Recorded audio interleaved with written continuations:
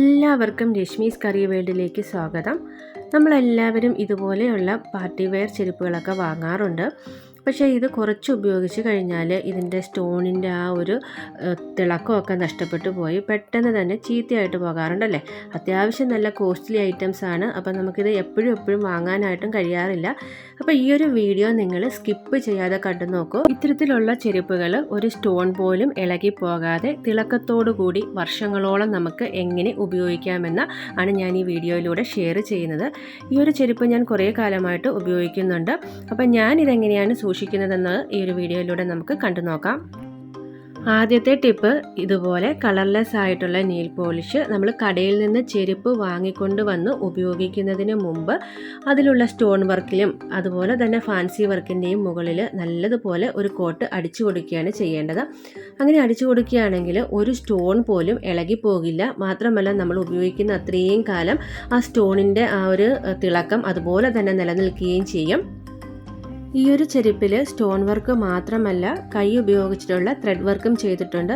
അപ്പം നമ്മൾ സാരിയുടെ കൂടെയൊക്കെ ഉപയോഗിക്കുമ്പോൾ പെട്ടെന്ന് ഇതിൻ്റെ ത്രെഡൊക്കെ പൊട്ടിപ്പോകാനുള്ള ചാൻസ് ഉണ്ട്. അപ്പം നമ്മൾ ഉപയോഗിക്കുന്നതിന് മുമ്പ് ഇതുപോലെ ഒരു കോട്ട് കളർലെസ് ആയിട്ടുള്ള നെയിൽ പോളിഷ് അടിച്ചു കൊടുക്കുകയാണെങ്കിൽ ഒരുപാട് കാലം ഈ ഒരു ചെരുപ്പ് നമ്മൾ കടയിൽ നിന്ന് വാങ്ങുന്ന ആ ഒരു പുതുമയോട് കൂടി തന്നെ നമുക്ക് ഉപയോഗിക്കാനായിട്ട് കഴിയും. ഈ ഒരു ടിപ്പ് നിങ്ങൾക്ക് ഇതുവരെയും അറിയില്ല എന്നുണ്ടെങ്കിൽ തീർച്ചയായിട്ടും ഒന്ന് ട്രൈ ചെയ്ത് നോക്കണം കേട്ടോ. ട്രൈ ചെയ്ത് നോക്കിയാൽ മാത്രം പോരാ, നിങ്ങളുടെ ഫീഡ്ബാക്ക് കൂടി കമൻറ്റ് ബോക്സിൽ അറിയിക്കാനായിട്ട് മറക്കരുത്. കൂടാതെ ഈ ഒരു വീഡിയോ നിങ്ങൾക്ക് ഇഷ്ടപ്പെട്ടിട്ടുണ്ടെങ്കിൽ തീർച്ചയായും നിങ്ങൾ മറ്റുള്ളവർക്ക് കൂടി ഷെയർ ചെയ്ത് കൊടുക്കണം. ഒരുപാട് പേര് ഇത്തരത്തിലുള്ള ചെരുപ്പുകൾ യൂസ് ചെയ്യാറുണ്ട്. അപ്പോൾ അവർക്കെല്ലാം ഒരു ഉപകാരപ്രദമാവട്ടെ ഈ ഒരു ടിപ്പ്. അടുത്ത ടിപ്പ്, നമ്മുടെ ചെരുപ്പിൻ്റെ ഹീലിൻ്റെ ഭാഗത്തുള്ള മെറ്റീരിയൽ കുറച്ച് നാൾ നമ്മൾ ഉപയോഗിച്ച് കഴിയുമ്പോഴേക്ക് ഇളകി വരാറുണ്ട് അല്ലേ. പ്രത്യേകിച്ച് നമ്മളുടെ ഇങ്ങനത്തെയുള്ള ഫാൻസി ഐറ്റംസ് ആയിട്ടുള്ള സാൻഡിൽസിൻ്റെയൊക്കെ പെട്ടെന്ന് തന്നെ ഇളകി പോകും. പിന്നെ നമുക്കത് ഉപയോഗിക്കാനായിട്ട് പറ്റില്ല. അപ്പോൾ അങ്ങനെ ആ ഒരു മെറ്റീരിയൽ ഇളകി പോകാതിരിക്കാനായിട്ട് നമുക്ക് എന്ത് ചെയ്തെടുക്കാമെന്ന് നോക്കാം. അതിനായിട്ട് നമുക്ക് ഇതുപോലെ 2-3 അല്ലി വെളുത്തുള്ളിയാണ് ആവശ്യമായിട്ടുള്ളത്. ഇത് നല്ലതുപോലെ നമുക്കൊന്ന് ചതച്ചെടുക്കണം. സാധാരണ നമ്മൾ ഇത്തരത്തിലുള്ള ഫാൻസി ചെരുപ്പുകൾ കുറച്ചു കാലം ഉപയോഗിക്കാണ്ടിരിക്കുമ്പം ചെറിയ പ്രാണികൾ കാരണമാണ് ഈ ഒരു മെറ്റീരിയൽ പെട്ടെന്ന് തന്നെ ചീത്തയായിട്ട് പോകുന്നത്. അത് തടയാനായിട്ടാണ് നമ്മൾ കുറച്ച് വെളുത്തുള്ളി ഇതുപോലൊന്ന് ചതച്ചെടുത്തതിന് ശേഷം അതിലേക്ക് 1 ടേബിൾ സ്പൂണോളം വെളിച്ചെണ്ണ കൂടി ചേർത്ത് വീണ്ടും നല്ലതുപോലൊന്ന് ചതച്ചെടുക്കണം. വെളുത്തുള്ളിയുടെ മണമുള്ളത് കൊണ്ട് തന്നെ ഇത്തരത്തിലുള്ള സാൻഡിൽസുകൾ എത്ര കാലം നമ്മൾ ഉപയോഗിക്കാണ്ട് സൂക്ഷിച്ചു വെച്ചാലും പ്രാണിശല്യം ഒന്നും ഉണ്ടാകില്ല കേട്ടോ. അപ്പോൾ അത് ഇതുപോലെ ഒന്ന് ചതച്ചെടുത്തതിന് ശേഷം ഒരു ടിഷ്യൂ പേപ്പറിലോ അതല്ലാന്നുണ്ടെങ്കിൽ ഒരു കോട്ടൺ തുണിയിലോ നല്ലതുപോലെ കവർ ചെയ്തിട്ട് ആ ഒരു നീര് ഉപയോഗിച്ചിട്ട് സാൻഡിൽസിൻ്റെ ഹീലിൻ്റെ ഭാഗത്തും അതുപോലെ തന്നെ നമ്മൾ കാല് വെക്കുന്നൊരു ഭാഗമുണ്ടല്ലോ അവിടെയൊക്കെ നല്ലതുപോലെ ഒന്ന് തേച്ച് കൊടുക്കണം. ഇങ്ങനെ നമുക്ക് എപ്പോഴും ഒന്നും ചെയ്തു കൊടുക്കേണ്ടതിൻ്റെ ആവശ്യമില്ല കേട്ടോ.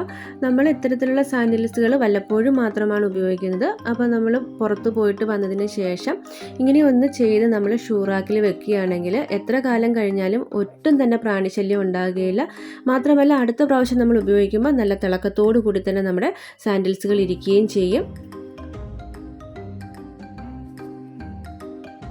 ഏതൊരു സാധനമായാലും നമ്മൾ ഉപയോഗിക്കുന്നത് പോലെയും അതുപോലെ തന്നെ നമ്മളത് സൂക്ഷിച്ച് വെക്കുന്നത് പോലെയും ഇരിക്കും അതിൻ്റെ ഒരു ഈട്.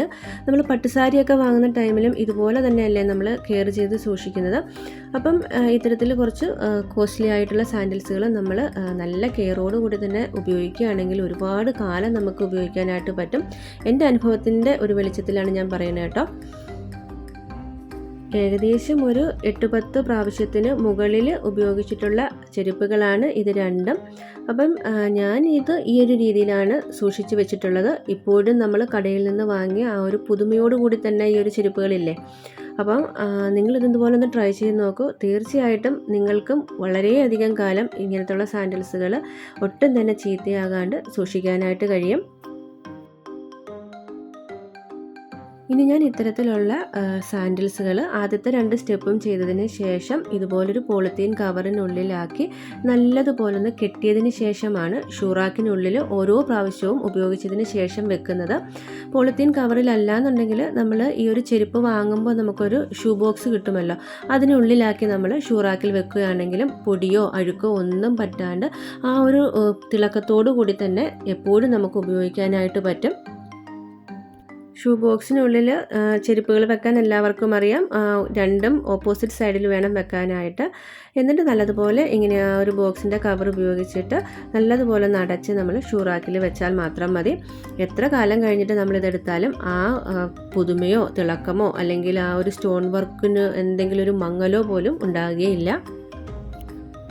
അപ്പോൾ ഈ ഒരു ടിപ്പുകൾ നിങ്ങൾക്ക് തീർച്ചയായിട്ടും ഇഷ്ടപ്പെട്ടിട്ടുണ്ട് എന്ന് തന്നെയാണ് എൻ്റെ വിശ്വാസം. ഇനി നമുക്ക് ലെതറിൻ്റെ ഷൂസൊക്കെ എങ്ങനെയാണ് കെയർ ചെയ്യുന്നതെന്ന് നോക്കാം.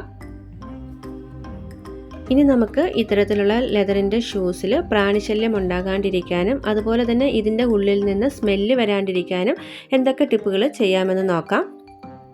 അതിനായിട്ട് നമുക്ക് ആദ്യം വേണ്ടത് നമ്മൾ വെറുതെ കളയുന്ന വെളുത്തുള്ളിയുടെ തോലാണ്. പിന്നെ നമുക്ക് വേണ്ടത് കുറച്ച് പുകയില കൂടിയാണ്. ഇത് രണ്ടും ഉപയോഗിച്ചിട്ടുള്ള ഒരു കിടിലൻ ടിപ്പാണ് കേട്ടോ. ഈ ഒരു രീതിയിൽ നമ്മൾ ചെയ്ത് വെക്കുകയാണെങ്കിൽ ഷൂസിനുള്ളിൽ നിന്ന് സ്മെല്ലോ കാര്യങ്ങളോ ഒന്നും തന്നെ വരികയില്ല. അതുപോലെ തന്നെ പ്രാണിശല്യവും ഉണ്ടാകില്ല. ലെതറിൻ്റെ മെറ്റീരിയൽ ആയതുകൊണ്ട് തന്നെ പെട്ടെന്ന് പ്രാണിശല്യമൊക്കെ വന്നിട്ട് നമ്മുടെ ഷൂസ് ചീത്തയായി പോകാനുള്ള ചാൻസ് കൂടുതലാണ്.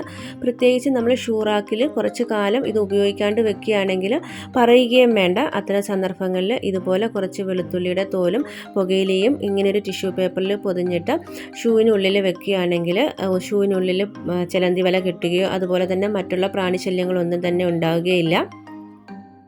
ഇനി നമ്മൾ ഡെയിലി ഉപയോഗിക്കുന്ന ഷൂ ആണെങ്കിൽ സ്മെല്ലും കാര്യങ്ങളും ഉണ്ടാകാതിരിക്കാനായിട്ട് കുറച്ച് ബേക്കിംഗ് സോഡ ഇതുപോലൊരു ടിഷ്യൂ പേപ്പറിൽ പൊതിഞ്ഞിട്ട് ഷൂവിനുള്ളിൽ വെക്കുകയാണെങ്കിൽ നൈറ്റിൽ വെച്ചിട്ട് പിറ്റേന്ന് രാവിലെ നമ്മൾ ഷൂ ഇടുന്നതിന് മുമ്പ് അതങ്ങ് എടുത്ത് കളഞ്ഞാൽ മാത്രം മതി. ആ ഒരു സ്മെല്ലും മറ്റും മാറിക്കിട്ടും. അതുപോലെ തന്നെ നമ്മൾ നേരത്തെ സാൻഡിൽസിന് ചെയ്ത സെയിം ടിപ്പ് തന്നെ ലെതർ ഷൂസിൻ്റെ പുറത്തുള്ള തിളക്കം നഷ്ടപ്പെടാതിരിക്കാനും പ്രാണിശല്യം ഉണ്ടാകാതിരിക്കാനും നമുക്ക് ചെയ്യാവുന്നതാണ്. കുറച്ച് വെളുത്തുള്ളിയും വെളിച്ചെണ്ണയും കൂടെ നല്ലതുപോലെ തന്നെ ചതച്ചെടുത്തതിന് ശേഷം ഇങ്ങനെ ഒരു ടിഷ്യൂ പേപ്പറിൽ കവർ ചെയ്തിട്ട് തുടച്ച് നമ്മൾ ഷൂറാക്കിൽ വെക്കുകയാണെങ്കിൽ എത്ര കാലം ഉപയോഗിക്കാണ്ടിരുന്നാലും ലെതറിൻ്റെ ആ ഒരു മെറ്റീരിയലിന് യാതൊരു വിധത്തിലുള്ള കേടും സംഭവിക്കുകയില്ല.